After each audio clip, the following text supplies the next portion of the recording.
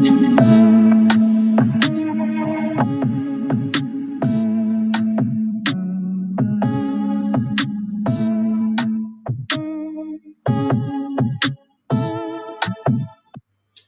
amis entrepreneurs, chers abonnés, bonjour. La fibre de coco en agriculture. Tel est le sujet que nous allons développer dans cette vidéo aujourd'hui. En agriculture et en horticulture, la fibre de coco est utilisée comme composant organique et décoratif dans le sol et les terreaux. La fibre de coco a été l'un des derniers substrats à entrer dans le monde de la culture hydroponique. Cependant, en raison de ses qualités, elle a fait avec un grand succès, étant actuellement l'un des plus utilisés en culture au sol. Cette fibre s'utilise dans diverses branches industrielles telles que la construction, le textile, l'automobile, etc. et plus récemment dans l'agriculture professionnelle et même en jardinage. Comme matériel de construction, la fibre de coco est naturelle et respectueuse de l'environnement. Elle résiste à la conductivité thermique, est très résistante, ductile, durable, renouvelable et peu coûteuse. Il a été observé lors d'une étude expérimentale qu'en remplaçant partiellement 2% du ciment par la fibre de coco, la résistance à la compression du béton est augmentée. Comme litière pour animaux, la moelle de coco peut servir de litière dans les bacs à litière, les fermes d'animaux et les animaleries pour absorber les déchets animaux. La fibre est également utilisée comme substrat pour la culture des champignons. Elle est généralement mélangée à de la vermiculite et pasteurisée à l'eau bouillante. Une fois que le mélange fibre de coco et vermiculite a refroidi à une température ambiante, il est placé dans un récipient plus grand, généralement une boîte en plastique. Le reste du processus s'ensuit pour produire des champignons. La fibre de coco peut être réutilisée jusqu'à 3 fois avec une faible perte de rendement. La fibre de coco peut être utilisée comme substrat de terrarium pour les reptiles ou les arachnides. La moelle des fibres de coco ou la poussière de coco peut retenir de grandes quantités d'eau, tout comme une éponge. Elle est utilisée en remplacement de la tourbe traditionnelle dans les mélanges de sol ou utilisée comme substrat sans sol pour la culture des plantes. Mélangée avec du sable, du compost et de l'engrais, la fibre de coco permet d'obtenir un terreau de bonne qualité. La tourbe de coco a généralement une acidité comprise entre 5,5 et 6,5, ce qui est légèrement trop acide pour certaines plantes, mais de nombreuses plantes populaires peuvent tolérer cette plage de pH. La fibre de coco s'utilise comme composant dans d'autres matériaux, dans des formulations de substrats pour semis ou des substrats pour plantes ornementales. Dans l'horticulture et la floriculture de haut rendement, la fibre de coco est un matériau unique pour les cultures hors sol.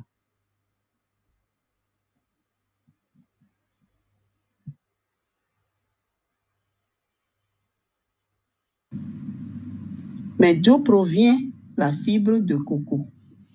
La fibre de coco est un sous-produit dérivé des fruits du cocotier, le Coco nucifera, une espèce de palmier de la famille des Aricacées que l'on trouve dans les zones bordant les plages tropicales de la mer des Caraïbes, de l'océan Indien et du Pacifique.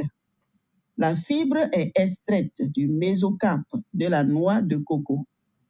La graine, encore appelée albumène, est collectée à des fins alimentaires ou pour les pépinières, tandis que la coque qui la recouvre, appelée le mésocarpe, est traitée et après extraction de ces fibres, est destinée à un marché ou à un autre.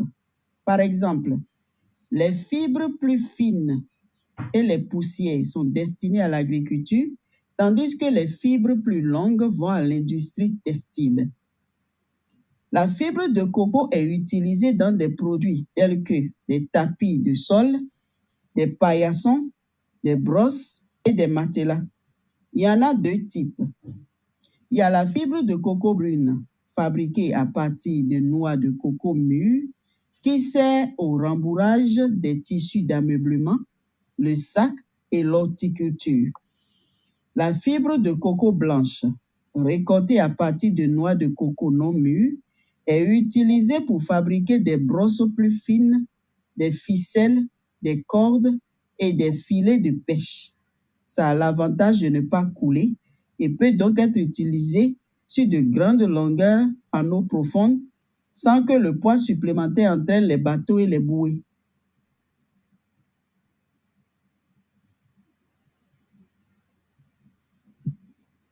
Comment s'obtient la fibre de coco comme produit commercial pour l'hydroponie?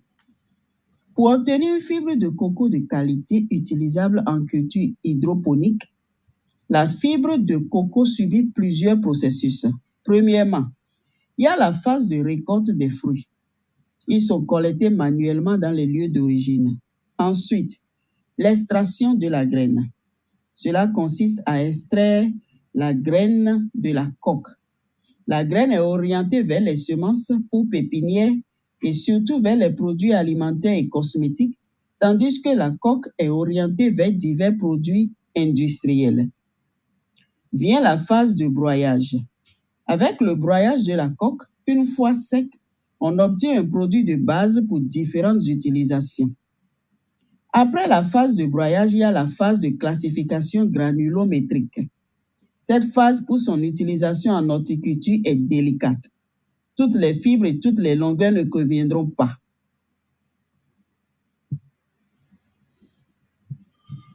Sa qualité aura une influence déterminante sur ses propriétés physiques et par conséquent sur son comportement en culture et la technique utilisée. D'autre part, la fibre de coco pour culture hors sol est un produit issu de différents types de fibres, particules grossières et fines, mais aussi courtes fibres. Avec la variation de leur pourcentage, différents substrats de fibres de coco seront obtenus selon la technique de culture et les espèces à cultiver. Il y a plusieurs étapes dans l'utilisation de la fibre de coco en culture hors sol. La première étape, c'est l'étape de lavage des fibres. La fibre de coco doit être soumise à un lavage pour éliminer la présence éventuelle de sels, notamment ceux de chlorure de sodium. Les palmiers poussent au bord de la mer et donc soumis au vent salin. Ce processus est généralement effectué à l'origine, bien qu'il puisse être également effectué à destination selon le fabricant.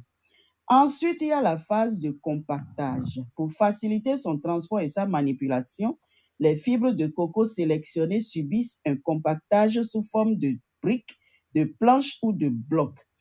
La phase de transport. Le compactage rend le transport considérablement moins cher.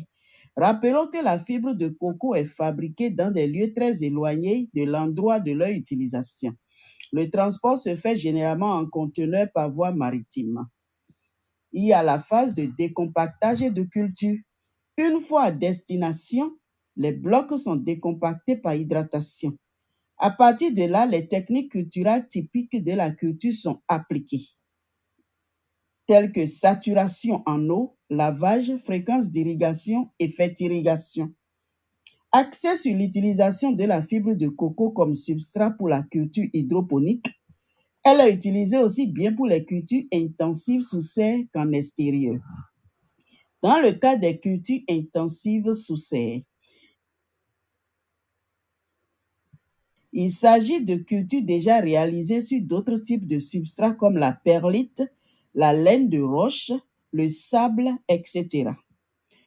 Des cultures comme le poivron, la tomate ou la courgette sont un exemple qu'on peut citer. Dans ces cas, la fibre de coco est utilisée exclusivement comme substrat.